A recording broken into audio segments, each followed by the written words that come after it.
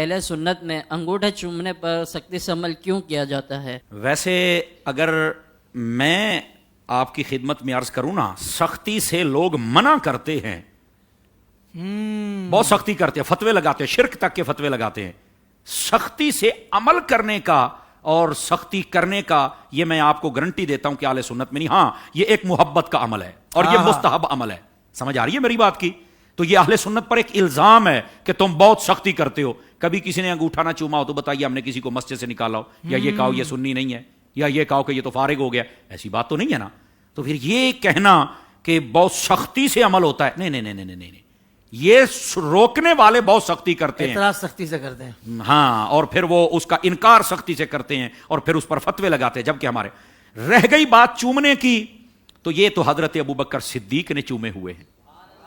سمجھ آ رہی ہے نا؟ جب فضائل کی بات آئے تو پھر لوگ کہتے ہیں نہیں ہمیں بتاؤ یہاں پر اس کی سند کیا ہے۔ میں نے کہا اپنی سند چیک کر، اپنی اصل کی، ہمارے لیے اتنا ہی کافی ہے کہ صدیق اکبر نے چوم لیے اور علماء نے اس کو لکھ دیا ہے۔ اور دوسری بات یہ ہے، دیکھیے میرے عزیز، یہ جب نام محمد لیتے ہیں نا تو ہمارے تمام علماء صوفیہ نے لکھا یہ ہمارے ہونٹ آپس میں 2 مرتبہ بوسہ لیتے ہیں، یعنی اس نام کی حیت اور اس کا تقاضا ہی یہ ہے کہ چوما جائے۔ سمجھ آئیے؟ اس واسطے ہم چومتے ہیں۔ اور اس کی جو بیس اور بنیاد ہمارے علماء نے بیان فرمائی کہ حضرت آدم علیہ السلام کی انگلیوں میں جب ظاہر ہوا تو آپ نے چوم کر آنکھوں سے لگا لیا۔ تو پھر اگر باپ چومتا ہے تو بیٹوں کو بھی چوم لینا چاہیے۔ ہم آدم کے بیٹے نہیں ہیں علیہ السلام؟ اور پھر کہتے نہیں ان کو تو نظر آیا تھا تو ہمیں تو نظر نہیں آتا۔ تو میں نے کہا جن آنکھوں سے تو سارا دن موبائل کی اسکرین پہ گان دیکھتا ہے تو کہ پھر تقاضا کرتا کہ ہمیں حضور نظر نہیں آتے؟ ہم کہتے ہیں نظر نہ بھی آئیں، ہم تو سنت ادا کر رہے ہیں نا۔